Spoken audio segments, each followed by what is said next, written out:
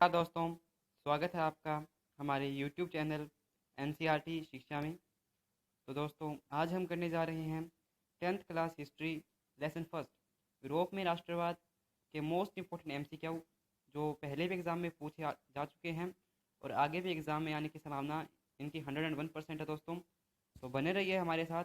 और अगर आप हमारे चैनल पर नए हैं तो हमारे चैनल को प्लीज़ सब्सक्राइब कीजिए, लाइक और शेयर कीजिए, कमेंट कीजिए, क्योंकि हम आपके लिए ऐसे ही यूज़फुल वीडियोस लेके आते रहते हैं जिससे आपकी स्टडी में बहुत हेल्प होती है दोस्तों। तो दोस्तों, अगर आपको बोर्ड मैथ्स में 90 प्लस स्कोर करना है तो बने रहिए हमारे साथ। शुरू करते हैं आज की मोस्ट इम्पोर्टेंट। तो फ्रेंड्स, आज का हमारा पहला प्रश्न है, फ्रेडरिक सार्यू निम्नलिखित में से कौन था? फ्रेडरिक सार्यू निम्नलिखित में से कौन था? ब्रिटिश कलाकार, अमेरिकी कलाकार, फ्रांसीसी कलाकार, उपयुक्त में से कोई नहीं। तो दोस्तों, वो था एक फ्रांसीसी कलाकार। तो ठीक है दोस्तों, तो हम आगे चलते हैं। हमारा दूसरा प्रश्न है, फ्रांसीसी कलाकार फ्रेडरिक सार्यू चित्रों का विषय क्या था? निरंकुश, संस्थाओं का ध्वस्त अवशेष, स्वतंत्रता की प्राप्ति, ज्ञान का उदय, उपयुक्त सभी। तो दोस्तों, इसका राइट आंसर है उपयुक्त सभी। चलिए दोस्तों, हमारे थर्ड प्रश्न कर चलते हैं। तो हमारा थर्ड प्रश्न है, सार्यू के चित्रों में किन देशों के लोग दिखाई दे रहे हैं? जर्मनी, संयुक्त राज्य अमेरिका, फ्रांस या उपयुक्त सभी। तो दोस्तों, इसका आंसर है उपयुक्त सभी। चलिए दोस्तों, फोर्थ प्रश्न कर चलते हैं। काल्पनिक दुनिया की विचारधारा को निम्नलिखित में से क्या कहा जाता है? राष्ट्रवाद, साम्राज्यवाद, लोकतंत्रवाद, यूटोपिया कल्पनादर्श। तो दोस्तों, इसका आंसर है यूटोपिया कल्पनादर्श। ठीक है दोस्तों, तो हमारा पांचवा प्रश्न आता है, निम्नलिखित में से किस घटना के साथ राष्ट्रवाद की प्रथम अभिव्यक्ति हुई? अमेरिकी क्रांति, रूसी क्रांति, फ्रांसीसी क्रांति, जर्मनी क्रांति। तो दोस्तों, कब हुई? फ्रांसीसी क्रांति। और फ्रांसीसी क्रांति कब हुई? 1789 में। तो ठीक है दोस्तों, आगे चलते हैं। नेपोलियन बोनापार्ट निम्नलिखित में से किस देश का शासक था? इटली का, जर्मनी का, ब्रिटेन का, फ्रांस का। तो दोस्तों, वो फ्रांस का था। और भारत का और दोस्तों, भारत का नेपोलियन किसे कहा जाता है? समुद्रगुप्त को। ठीक है दोस्तों, तो आगे चलते हैं। सेवंथ प्रश्न आता है, 1790 के दशक में फ्रांसीसी सेनाओं ने निम्नलिखित में से किस देश पर हमला किया था? हॉलैंड, बेल्जियम, स्विट्जरलैंड, इटली, उपयुक्त सभी। दोस्तों, इसका आंसर राइट आंसर है उपयुक्त सभी। तो दोस्तों, फ्रांसीसी क्रांति कब हुई? इसका मैंने आपको आंसर बता दिया है। तो ये हुई थी 1789 में। अब आता है कि 1789 की क्रांति का संबंध किस देश के साथ है? फ्रांस से, जर्मनी से, स्विट्जरलैंड से, अमेरिका से। तो इसका किस देश से दोस्तों? फ्रांस से। तो दोस्तों, अगले प्रश्न की ओर चलते हैं। 1789 की क्रांति के बाद फ्रांस के संविधान में व्यवस्थाएं की गई। क्या क्या व्यवस्थाएं की गई? भूभाग में रहने वाले सभी नागरिकों के लिए समान कानून, केंद्रीय प्रशासनिक व्यवस्था, ए और बी दोनों, इनमें से कोई नहीं। तो राइट आंसर है ए और बी दोनों। चलिए दोस्तों, 11th क्वेश्चन आता है, स्वतंत्रता, समानता और बंधुत्व की भावना को जन्म दिया। अमेरिकी क्रांति, रूसी क्रांति, फ्रांसीसी क्रांति, जापानी क्रांति। तो दोस्तों, फ्रांसीसी क्रांति। इस लेसन में मेन फ्रांसीसी क्रांति है, तो लगभग लगभग हर प्रश्न का आंसर फ्रांसीसी क्रांति आएगा दोस्तों, और फ्रांस से रिलेटेड रहेगा। ये थोड़ा आपके लिए आसान रहेगा। 12th क्वेश्चन आता है दोस्तों, 1804 की फ्रांस की नागरिक संहिता को प्राय निम्नलिखित में से किस नाम से पुकारा जाता है? हिटलर की संहिता, बिस्मार्क की संहिता, वेना संहिता, नेपोलियन की संहिता। तो जो नेपोलियन बोनापार्ट जो एक उसने जो व्यवस्था बनाई थी उसे नेपोलियन की संहिता या नागरिक की संहिता कहा जाता है। तो दोस्तों, आगे चलते हैं। 13 प्रश्न निकल के आता है, नेपोलियन संहिता कब जारी की गई? हाँ दोस्तों, कब जारी की गई? मोस्ट इंपोर्टेंट प्रश्न। 1803, 4, 6 या 5। तो 1804 जब नेपोलियन बोनापार्ट राजा बना तब उसने ये संहिता लागू की। नेपोलियन संहिता की विशेषताएं थी, प्रशासनिक विभाजनों का सरलीकरण, सामंती व्यवस्था का खात्मा, एक समान राष्ट्रीय मुद्रा का प्रचलन, उपयुक्त सभी। तो दोस्तों, ये सभी उसने अपने राज्य में सुधार किए थे। जो प्रशासनिक विभाजन था, जैसे अभी हमारे डीसी होता है, एसडीएम होता है, तो इस तरह से उसको सरल किया, आसान किया। सामंती व्यवस्था को खत्म कर दिया दोस्तों, जो किसानों से कर लेते थे। और एक समान राष्ट्रीय मुद्रा का प्रचलन किया। जैसे भारत में अभी 1 रुपया रुपया करेंसी है भारत की, तो उस समय ऐसा नहीं था, उस समय वहाँ पे बहुत सारी करेंसी चलती थी, तो उसको जो समाप्त कर दिया और एक करेंसी पूरे देश में लागू कर दी। चलिए दोस्तों, आगे चलते हैं। लाइप्जिग की लड़ाई किस वर्ष हुई? लाइप्जिग की लड़ाई किस वर्ष हुई? 1789, 1813, 1797, 1815। तो दोस्तों, 1789 में तो क्रांति हुई रूस की, फ्रांस की। 1797 में नेपोलियन आया था, 1800 उसकी मृत्यु 15 में उसकी मृत्यु हुई, तो 1813 में ये युद्ध हुआ था दोस्तों। तो किस वर्ष नेपोलियन के पतन को रूप में देखा जाता है? 1815, क्योंकि उस वक्त वो वाटरलू के युद्ध में उसकी हार हुई थी दोस्तों। किस युद्ध में? वाटरलू के युद्ध में उसकी हार हुई थी, तो उसको बंदी बना लिया गया, तो उसके बाद उसका पतन के रूप में देखा जाता है। 18वीं सदी में ऑस्ट्रिया हंगरी पर शासन करने वाले साम्राज्य निम्नलिखित में से कौन था? रूसी साम्राज्य, जर्मनी साम्राज्य, इटालियन साम्राज्य, हैब्सबर्ग। तो ये था दोस्तों हैब्सबर्ग। हाँ दोस्तों, एक बात था ये दोस्तों, 18वीं शताब्दी आप कब से कब तक मानते हैं? तो दोस्तों ये 18वीं शताब्दी में बताता हूँ आपको कब से है। ये 1701 से लेकर 1799 तक 18वीं शताब्दी होती है दोस्तों। ये याद रखिएगा, 1800 स्टार्ट नहीं होती है, ये 19वीं शताब्दी हो जाएगी दोस्तों। 1701 से 1799 में खत्म, ये होती है 18वीं शताब्दी। और अभी कौन सी शताब्दी चल रही है दोस्तों? 21वीं शताब्दी चल रही है। 18वीं सदी में यूरोप में कौन सा राष्ट्र राज्य विद्यमान था? Italy, Germany, Switzerland. इनमें से कोई नहीं दोस्तों, इनमें से कोई भी राष्ट्र राज्य नहीं था। राष्ट्र राज्य वैसे उसे कहते हैं जिसमें मतलब लोग एक समान, मतलब उनमें एक भावना होती है राष्ट्र के प्रति। तो ऐसा कोई राज्य नहीं था, छोटे छोटे देशों में विभाजित था वो यूरोप, और उन पे अलग अलग साम्राज्यों का शासन था, हैब्सबर्ग, रूसी, इटालियन, और अलग अलग शासन थे। तो दोस्तों अगला था वियना शांति संधि कब हुई? तो ये हुई थी 1815 में, जब नेपोलियन को हरा दिया गया, तब ये शांति संधि स्थापित की गई। यूरोप में कुलीन वर्ग की विशेषता थी। कुलीन मतलब दोस्तों अमीर वर्ग थी, जो बड़ा ऊंचा वर्ग था, उस वर्ग की विशेषता थी, वे जमीन के मालिक थे। ऑफकोर्स दोस्तों जो अमीर होता है उसके पास ज़मीन ज़्यादा तो होती है। सादा जीवन शैली व्यतीत करते थे। हाँ दोस्तों, क्योंकि वो अपने आप में कॉमन दिखाते थे कि हम सब बराबर हैं और हम सब एक जैसे हैं। और वे फ्रेंच भाषा का प्रयोग करते थे, फ्रेंच भाषा उपयुक्त सभी इसका आंसर है दोस्तों। तो फिर आता है दोस्तों उदारवाद यानी लिबरलिज्म। लिबरलिज्म शब्द मूलतः लिबर शब्द से लिया गया है। यह शब्द किस भाषा का है? तो ये दोस्तों भाषा है लातिन भाषा का। लातिन भाषा का ये शब्द है दोस्तों। उदारवाद किस प्रकार की सरकार पर बल देता था? तो उदारवाद से आपको पसंद है, उदार जिसका मतलब हृदय उदार हो, जो मतलब ज़्यादा कठोर ना हो, तो जो सहमति से बनी सरकार पर विश्वास रखते थे, तो ये ऐसी सरकार चाहते थे तो सब लोगों के सहमति से बनी, मतलब मताधिकार से जो बनी हो, वोट लोगों द्वारा जो चुनी गई सरकार हो, उस पर ये सहमति देते थे, उस पर ये बल देते थे। यूरोपीय महाद्वीप में का सबसे शक्तिशाली वर्ग निम्नलिखित में से कौन था? मध्यम वर्ग तो बिल्कुल भी नहीं था दोस्तों, निम्न वर्ग भी नहीं था, कुलीन वर्ग और मजदूर वर्ग। तो जाहिर सी बात, इसके पास ज़्यादा पैसा होगा वो सबसे शक्तिशाली होगा दोस्तों।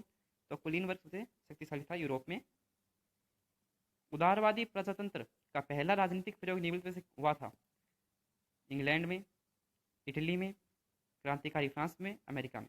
तो ये दोस्तों फ्रांस में हुआ था, क्योंकि वहाँ पर 1789 की क्रांति के बाद बूर्बो राजवंश के लुई 16वें को हटा दिया गया था, और यहाँ से वो उनकी शुरुआत होती है दोस्तों, उनके राजनीतिक प्रयोग किया गया उदारवादी प्रजातंत्र का। जोलबेराइन शुल्क संघ की स्थापना कब की गई? तो इसकी स्थापना की थी 1834 ईस्वी में, जोलबेराइन शुल्क संघ। शुल्क संघ का मतलब टैक्स डिपार्टमेंट हो सकता था। 1815 में किस देश ने नेपोलियन को पराजित किया था? ब्रिटेन ने, रूस ने, पर्शिया, ऑस्ट्रेलिया ने। ये दोस्तों ऑस्ट्रिया है, नॉट ऑस्ट्रेलिया, ऑस्ट्रिया है दोस्तों। उपयुक्त सभी, तो ये सभी सही आंसर आएगा। तो आप देख सकते हो दोस्तों कि नेपोलियन कितना शक्तिशाली था कि उसको इतने 4 देशों ने मिलकर हराया। अकेले को उसे कोई हरा नहीं सकता था, तो 4 देशों ने आपस में अलाइंस किया, एकजुट हुए और फिर उसको हराया दोस्तों। और कौन से युद्ध में हराया? वाटरलू के। नेपोलियन ने कितने राज्यों को मिलाकर जर्मन महासंघ बनाया था? नेपोलियन ने कितने राज्यों को मिलाकर इकट्ठा करके जर्मन महासंघ बनाया था? तो ये था 39 दोस्तों। जूसेपे मैत्सिनी और जूसेपे गेरिबाल्डी का संबंध किस देश से है? तो ये दोस्तों इटली से है। इन्होंने उसके एकीकरण में बहुत महत्वपूर्ण भूमिका निभाई थी, मैत्सिनी और गेरिबाल्डी। यंग इटली संगठन का संस्थापक था मैत्सिनी। मैत्सिनी था दोस्तों, कौन? Giuseppe मैत्सिनी, young Italy. यूरोप में यूनानियों का आज़ादी के लिए संघर्ष कब आरंभ हुआ? 1820 ईस्वी में। यंग यूरोप का संस्थापक था दोस्तों बर्न। तो आप कंफ्यूज मत होइएगा, यंग इटली का तो था वो मैत्सिनी, और यंग यूरोप का बर्न। कौन सा दशक यूरोप में भूख, कठिनाई और विद्रोह लेकर आया? 1830 का दशक। उसमें जनसंख्या बहुत तेज़ी से बढ़ गई दोस्ती, तो उसमें बहुत लोगों की मतलब भूखमरी की समस्या ही हो गई, तो भूखमरी हो गई तो लोग विद्रोह करने लगे सरकार के विरुद्ध, और अराजकता फैल गई चारों तरफ दोस्तों। तो अब दोस्तों मैं आपसे बात पूछता हूँ कि आप इस 1830 के दशक से क्या समझते हैं। तो इसका मतलब है दोस्तों 1821 से 1829। ठीक है दोस्तों, तो ये याद रखिएगा, छोटी छोटी चीज़ें हैं जो गलती हो जाती है कभी कभी। और हमारा 33rd प्रश्न आता है दोस्तों, फ्रैंकफर्ट संसद का गठन कब हुआ। 1848 में दोस्तों, 1848 में। 19वीं सदी के मध्य में कौन सा देश 7 राज्यों में बंटा था। 19वीं सदी के मध्य में कौन सा प्रदेश, तो वो था इटली। और आप 19वीं सदी के मध्य से क्या समझते हैं दोस्तों, लगभग लगभग 1850 के आसपास कौन सा प्रदेश, उसमें देश तो बने नहीं थे दोस्तों, छोटे छोटे राज्य में बंटे हुए थे, तो वो कौन था, इटली था दोस्तों। तो आगे चलते हैं, वेना संधि के पश्चात निम्नलिखित में से कौन सा राजवंश फ्रांस में सत्ता में आया।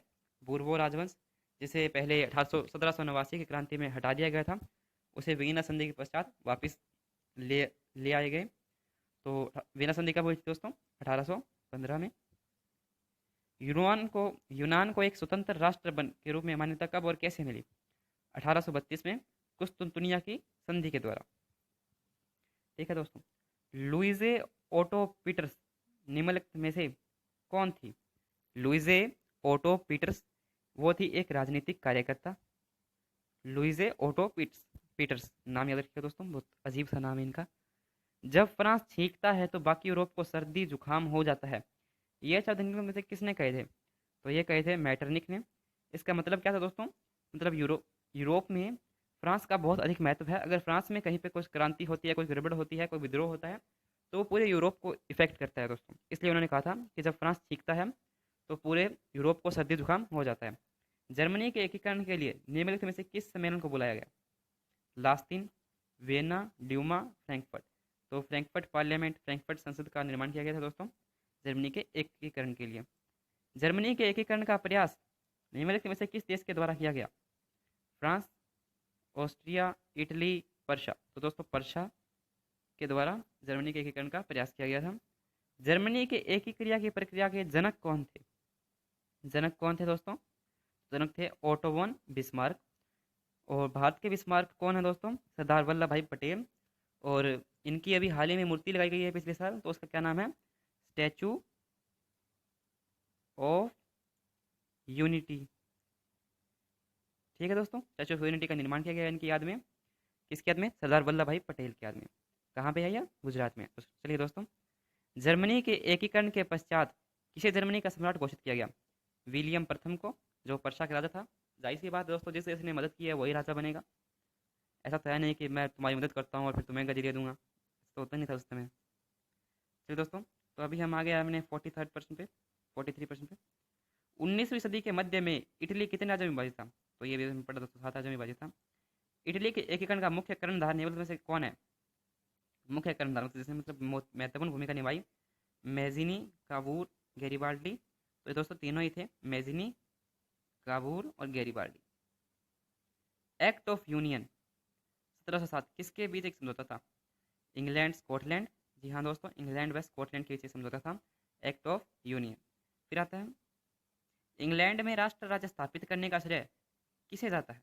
इंग्लैंड में राष्ट्र राज्य स्थापित करने का श्रेय किसे जाता है, जनता को, सरकार को, संसद को, सभी को। तो दोस्तों ये जाता है संसद को, क्योंकि जनता में वहाँ पे कोई वोटिंग नहीं की थी, संसद ने ही कहा था कि अब हम एक स्वतंत्र हैं, इसलिए उसे संसद को श्रेय दिया जाता है। इंग्लैंड में शानदार क्रांति कब हुई। शानदार क्रांति का नाम है दोस्तों, जैसे हमारे यहाँ नीली क्रांति, हरी क्रांति, पीली क्रांति, श्वेत क्रांति, इस तरह शानदार क्रांति। तो कब हुई दोस्तों, 1688 को। इंग्लैंड में शानदार क्रांति ने निम्नलिखित में से किसकी शक्तियाँ छीनी थी। राजतंत्र की छीनी, जाहिर सी बात दोस्तों, क्योंकि उस समय राजा स्वतंत्र था, तो राजा की शक्तियाँ छीनने के लिए क्रांति की गई थी। निम्नलिखित में से किस एक्ट के द्वारा यूनाइटेड किंगडम ऑफ ब्रिटेन की स्थापना की गई। Act of law, act of rules, act of union. तो दोस्तों मैंने पढ़ा एक्ट ऑफ यूनियन। और इसे कब, ये कब आया था दोस्तों, 1707।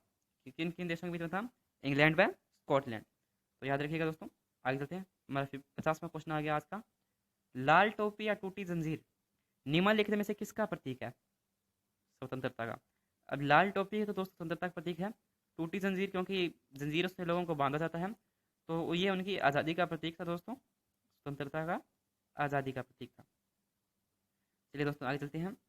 फ्रांस में स्वतंत्रता का प्रतीक किसे माना गया है? मतलब फ्रांस में जैसे भारत में भारत माता है, उस तरह आपने एक दो नाम इस लेसन में सुने होंगे, पढ़े होंगे अगर आपने लेसन पढ़ा है तो, जर्मेनिया और मारियान। दोस्तों जो फ्रांस थी वो मारियान और जर्मनी की जर्मेनिया, ये रहा जर्मेनिया दोस्तों। ठीक है दोस्तों, तो आगे चलते हैं दोस्तों। और अगर आपने ये लेसन नहीं पढ़ा है तो दोस्तों हम इसकी बहुत जल्द एक वीडियो लेके आने वाले हैं इस लेसन की, जिसमें हम पूरे लेसन को विस्तार से आपको समझाएंगे दोस्तों।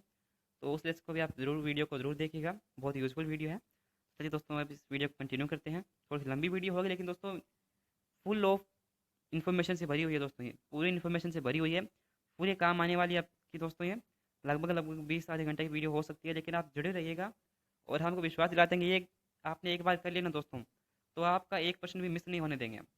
ठीक है दोस्तों, निम्नलिखित में से जर्मन राष्ट्र का रूपक प्रतीक थी जर्मेनिया। ये तो आपको सेम नाम से पता था, जर्मन का जर्मेनिया। ठीक है दोस्तों, जर्मन बलूत को निम्नलिखित में से किसका प्रतीक माना गया है? बलूत दोस्तों एक पेड़ होता है। कायरता का प्रतीक कौन मनाएगा दोस्तों, मुझे बताइए, कायरता का प्रतीक कौन होता है? भी हाँ हम कायर है, हमारा ये प्रतीक है, नहीं ना। अन्याय का भी, हम अन्याय करते हैं इसलिए हमारा ये प्रतीक है, ये भी कोई नहीं बनाता।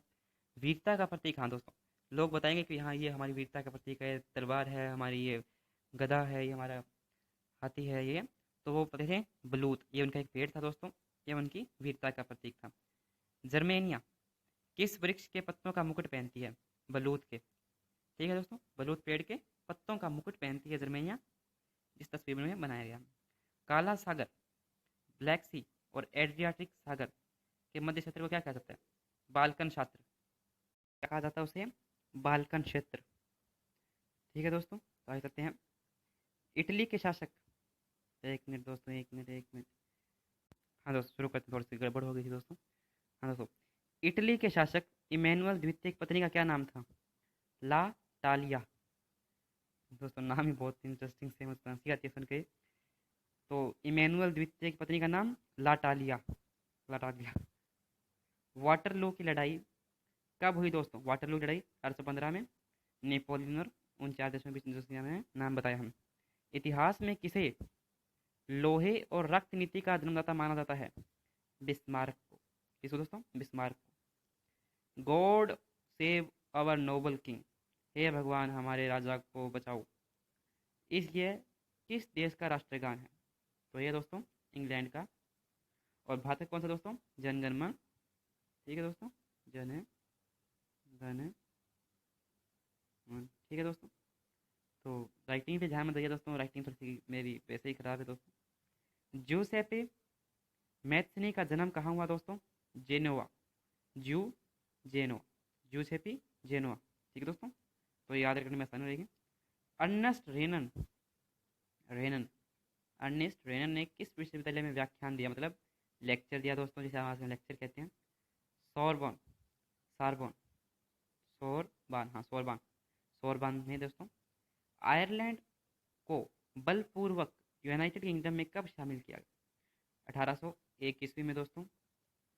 कुस्तुनतुनिया की संधि कब हुई? 33, 32, 21, 87। तो ये दोस्तों 1832 ईस्वी में कुस्तुनतुनिया की संधि। तो दोस्तों इसी के साथ ख़त्म होता है हमारा आज का ये लेक्चर। अगर आपको अच्छा लगा है दोस्तों तो प्लीज़ लाइक कीजिएगा, और अगर हमारे चैनल पर नए हैं तो दोस्तों सब्सक्राइब तो कीजिएगा। तो दोस्तों इसकी एक नेक्स्ट वीडियो हम लेने वाले हैं, जिसमें हम वन लाइनर क्वेश्चन करवाएंगे आपको, जिसमें वो बहुत इंपॉर्टेंट होगा दोस्तों। तो उस वीडियो को बिल्कुल मत कीजिएगा। और अगर आपको नोटिफिकेशन चाहिए दोस्तों तो बेल आइकन को ऑल पे सेलेक्ट ज़रूर कीजिएगा, ताकि आपको सबसे पहले नोटिफिकेशन मिल जाए। तो चलिए दोस्तों आज के लिए इतना ही, धन्यवाद। जय हिंद, वंदे मातरम।